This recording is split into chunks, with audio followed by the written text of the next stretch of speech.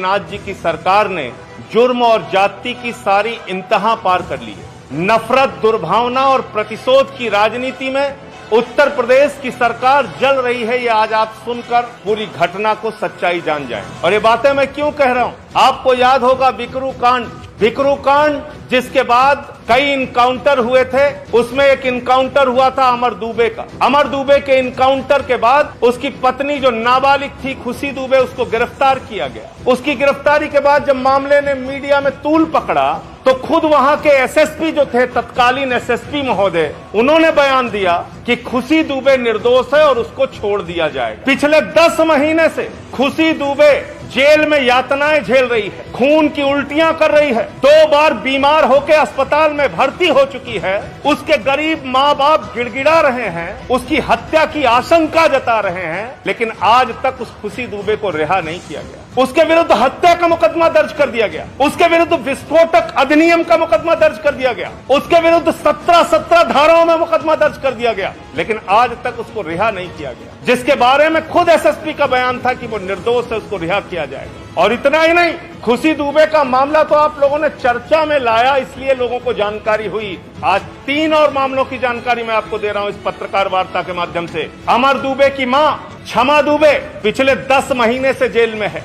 उसका क्या अपराध है पुलिस बताने के लिए तैयार नहीं, उसका क्या गुनाह है आदित्यनाथ जी की सरकार बताने को तैयार नहीं। क्षमा दुबे को 10 महीने से जेल में क्यों रखा गया है, ये न पुलिस बताने को तैयार, न प्रशासन बताने को तैयार, न सरकार बताने को तैयार। एक अभियुक्त है इसमें हीरू दुबे, उसकी मां शांति दुबे को भी जेल में रखा गया। शांति दुबे की गलती क्या, गुनाह क्या, अपराध क्या, जुल्म क्या, ये न आदित्यनाथ जी बताने को तैयार है, न उनकी सरकार और पुलिस बताने के लिए तैयार। और सबसे दर्दनाक मामला जो खुशी दुबे के बाद आप जानेंगे, एक नौकरानी काम करती थी विकास दुबे के घर में, रेखा अग्निहोत्री, उसके घर में काम करने वाली महिला, उसके 2.5 साल के बेटे को और 7 साल की बच्ची को रेखा अग्निहोत्री के साथ जेल में रखा गया। माननीय हाईकोर्ट के हस्तक्षेप के बाद बच्ची को तो मौसी के पास भेज दिया गया, लेकिन 2.5 साल का मासूम बेटा और रेखा अग्निहोत्री अभी जेल में है। और ये चारों महिलाएं जिनका नाम मैंने आपके सामने लिया,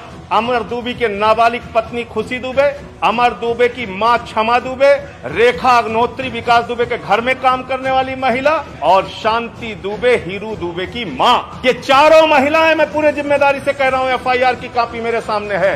जो शुरुआती एफआईआर पुलिस ने लिखी, कानपुर के पुलिस के शुरुआती एफआईआर में चारों महिलाओं का नाम नहीं है। इन चारों महिलाओं का नाम इस एफआईआर में नहीं है। मैं इसकी कॉपी दे रहा हूं आपको। इसमें 22 अभियुक्त बनाए गए हैं और इन 22 अभियुक्तों में इन चारों महिलाओं का नाम नहीं है। तो मैं पूछना चाहता हूं आदित्यनाथ जी आपसे, आप प्रतिशोध में, दुर्भावना में, नफरत में इतने आगे बढ़ चुके हैं कि 2.5 साल के बच्चे को उसकी मां के साथ आप 10 महीने से जेल में रख रहे हैं। अब प्रतिशोध में और नफरत में इतने आगे जा चुके हैं कि अब अमर दुबे की मां, उसकी पत्नी हीरो दुबे की मां को 4 महिलाओं को जेल में 10 महीने से सड़ा रहे हैं। मैं पूछना चाहता हूं, कितनी नफरत की कार्रवाई आप करेंगे आदित्यनाथ जी? कितने मुकदमे लोगों के ऊपर लिखकर आपके मन में शांति मिलेगी? क्या आप उत्तर प्रदेश में यातनाओं का, हिटलर का गैस चैम्बर बनाना चाहते हैं? ऐसी स्थिति उत्तर प्रदेश में लाना चाहते हैं? इन महिलाओं का क्या अपराध है, क्या दोष है जो पहली एफआईआर में चारों महिलाओं का नाम नहीं? ऐसी 4 महिलाओं को आप पिछले 10 महीने से जेल में सड़ा रहे हैं। उन पे हत्या का मुकदमा लगा दिया, उन पे विस्फोटक अधिनियम लगा दिया, उन पे तमाम 17 धाराएं लगा दी। अरे इस उत्तर प्रदेश में कोई कानून का राज, कोई संविधान, कोई नियम कुछ बचा है या नहीं बचा है? और इसीलिए मैंने महामहिम राज्यपाल महोदया को एक पत्र लिखा है और उनसे मांग की है, महामहिम राज्यपाल महोदया, आप भी एक महिला हैं और आप एक महिला के दर्द को भली भांति जानती हैं। कृपा करके हस्तक्षेप कीजिए इस मामले में और इन चारों महिलाओं के पूरे प्रकरण को देखते हुए नियम कानून का पालन करवाइए। आप संविधान के रक्षक हैं, आप पालन करवाइए। उत्तर प्रदेश में इन महिलाओं को रिहा कराइए, उस मासूम 2.5 साल के बेटे को रिहा कराइए। आदित्यनाथ जी, पता नहीं आपको शर्म आती है कि नहीं आती, लेकिन जरा सोचिए, जब वो 2.5 साल का बेटा बड़ा होगा तो आपके बारे में क्या सोचेगा कि मैं कैसे जुल्मी राज में पैदा हुआ, जहां मेरा बचपन जेल में बीता बगैर किसी गुनाह के? ये पूछेगा सवाल वो। और इसलिए मैं आपको दिखाना चाहता हूं ये तमाम बयान जो उस समय के एसएसपी महोदय ने दिया है। एसएसपी का बयान है जिसमें वो कह रहे हैं कि खुशी दुबे निर्दोष है। एसएसपी का बयान है जिसमें वो साफ तौर पे मान रहे हैं कि खुशी दुबे निर्दोष है और ये उसकी हालत जो बिगड़ी है जेल में, खुशी दुबे की उससे जुड़ी हुई खबरें।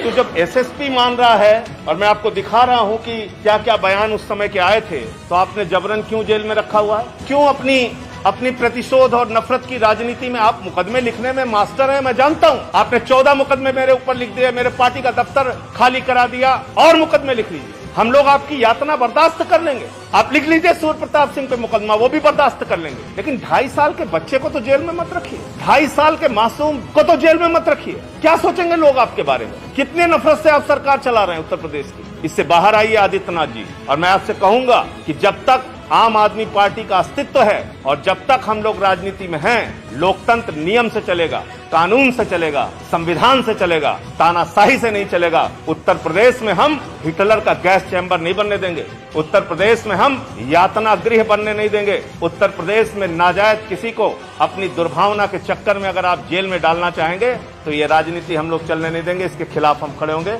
मैं दिखाना चाहता हूँ एसएसपी से संबंधित क्या खबर आई थी इस समय। एसएसपी दिनेश कुमार टी ने बताया कि कुछ लोगों ने उसका नाम लिया था, इसीलिए उस पर कार्रवाई कर जेल भेजा गया था। अब दोबारा कार्रवाई की समीक्षा की गई तो उसकी भूमिका नहीं पाई गई, इसीलिए उसको जेल से रिहा करने की प्रक्रिया शुरू कर दी गई है। जल्द ही वो जेल से रिहा होगी, कोई भी निर्दोष जेल नहीं जाएगा। और एफआईआर की कॉपी मैंने दिखा दी कि एफआईआर में भी इन 4 महिलाओं का नाम नहीं है। ले लीजिए आप लोग एफआईआर। तो क्या उत्तर प्रदेश को जुर्म का टापू बनाना चाहते हैं आदित्यनाथ जी? ये मैं उनसे जानना चाहता हूँ। ये एफआईआर की कॉपी है और इसमें 22 लोगों के नाम हैं, और इन 22 लोगों के नाम में कहीं भी इन 4 महिलाओं का, जिनका नाम मैंने आपके सामने लिया, इनका कोई नाम इस एफआईआर में नहीं है। इसकी कॉपी मैं आपको